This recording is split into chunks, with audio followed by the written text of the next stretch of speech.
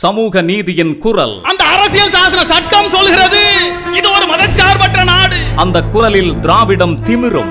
தமிழ்நாட்டு மாநிலத்தில் சுயாட்சி, மத்தியில கூட்டாட்சி என்று அண்ணாவுடைய முழக்கத்தை முன்வைக்கிறாயா? அந்த குரல் சனாதனத்தின் சிம்ம சொப்பனம். இதற்கெல்லாம் அஞ்சுகிற கூட்டம் அல்ல இங்க அமர்ந்திருக்கக்கூடிய கூட்டம். அந்த குரல் சிறுபான்மையினரின் பாதுகாப்பு அரண்.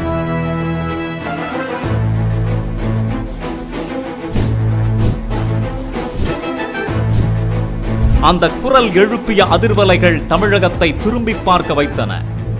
இது எடப்பாடிக்கு தெரியாது. ஏன்னா அவருக்கு தெரிஞ்சதெல்லாம் மோடியும் அமித்ஷாவும் மட்டும்தான். அவங்க எதை சொல்றாங்களோ அதை செய்வாங்க. எவ்வளவு கேவலமான வேலை சொன்னாலும் செய்வாங்க. அவங்களுக்கு மக்களை பத்தி கவலை இல்லை. திரு அப்துல் சமது அவர்கள் அன்று திராவிட இயக்க பட்டறையில் உருவான விதை இன்று மனிதநேய மக்கள் கட்சியில் விருட்சமாய் வளர்ந்து நிற்கிறது.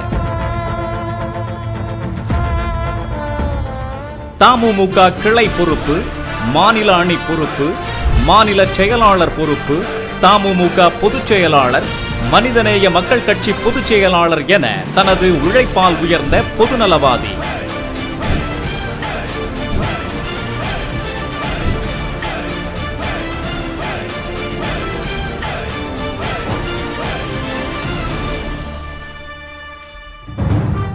மக்கள் பிரச்சனைகளுக்கு நீதி கேட்டு பலமுறை சிறைவாசம் அனுபவித்தவர்.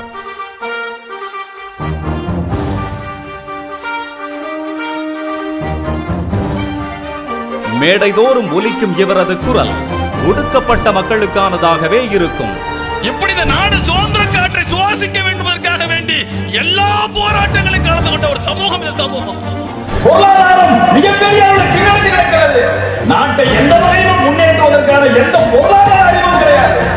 உயிரை துச்சமென நினைத்து மக்கள் பணியில் ஈடுபடும் துடிப்பான இளைஞர் படையை வழிநடத்தும் தலைவன்.